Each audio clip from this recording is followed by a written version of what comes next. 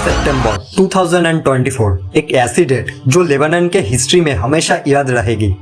दिन के 3:30 बजे जब सब कुछ नॉर्मल था, तभी एक के बाद एक एक्सप्लोजन ने पूरे देश को हिला दिया।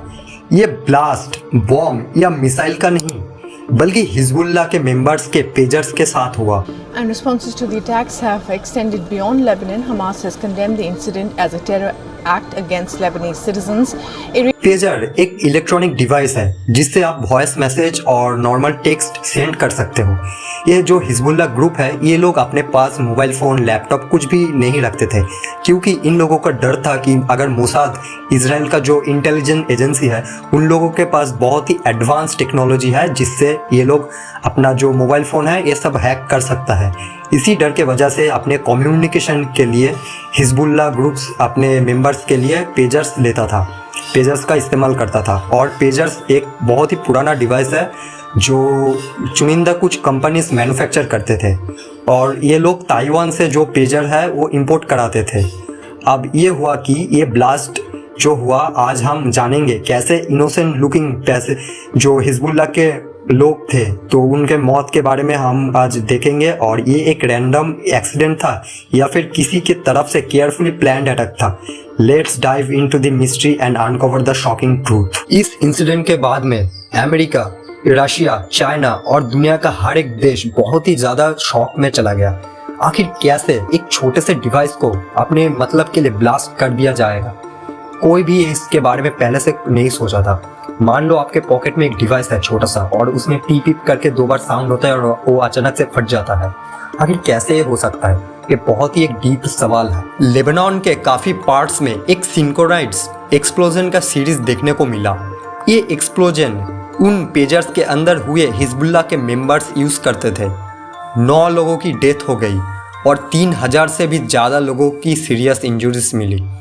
इंजरीज मोस्टली फेस, हैंड और जो पेट के नीचे जो एरिया है उस पर हुआ था, क्योंकि ज़्यादातर लोग अपने पॉकेट में रखते थे ये चीज़। लेबनान के हेल्थ मिनिस्टर फिरास अबीद ने कन्फर्म किया कि ये लेबनान के लिए एक मैसिव ट्रेजेडी थी।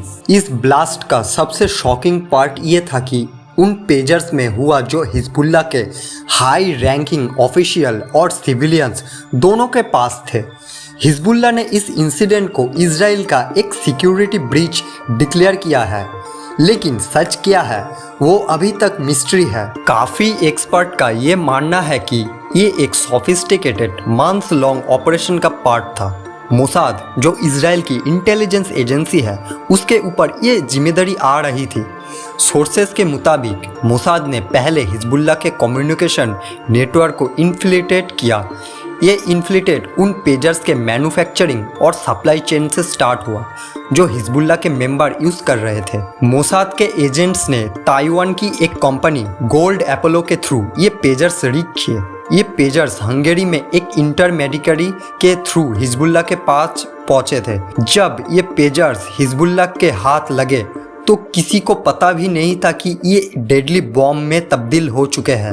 एक्सप्लोजिव को इतनी सफल से प्लान किया गया कि उन्हें डिटेक्ट करना ही मुश्किल हो गया था। जब हिजबुल्लाह ने ऑफिशियली इस अटैक के लिए इजराइल को रिस्पॉन्सिबल ठहराया, इजराइल ने कोई डायरेक्ट स्टेटमेंट नहीं दी, लेकिन उन्होंने मिलिट्री मैनूवर की बात को क्लियर करते हुए ये कहा कि लेबनान के अगेंस्ट अपनी ऑपरेशन को एस्केलेट करने के लिए तैयार है।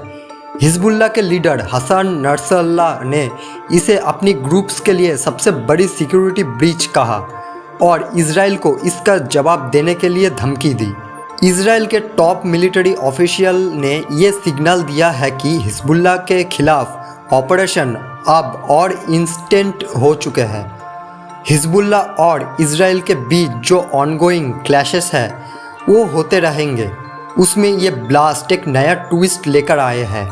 इस अटैक ने हिजबुल्लाह के कम्युनिकेशन को बहुत ही डैमेज किया है और उन्होंने अपने मेंबर्स को इंस्ट्रक्शन दिए है कि वो मोबाइल फ़ोन या पेजर्स का यूज़ ना करें। ये पेजर एक्सप्लोजन ना सिर्फ एक टैक्टिकल विक्ट्री थी इजराइल के लिए, बल्कि ये फ्यूचर कॉन्फ्लिक्ट्स के लिए एक नया वार्निंग भी है। साइबर वॉरफेयर और टेक्नोलॉजी के यूज़ ने ट्रेडिशनल वॉर को कैसे एकदम नए रूप दिया है, ये इसका एक परफेक्ट एग्जाम्पल है।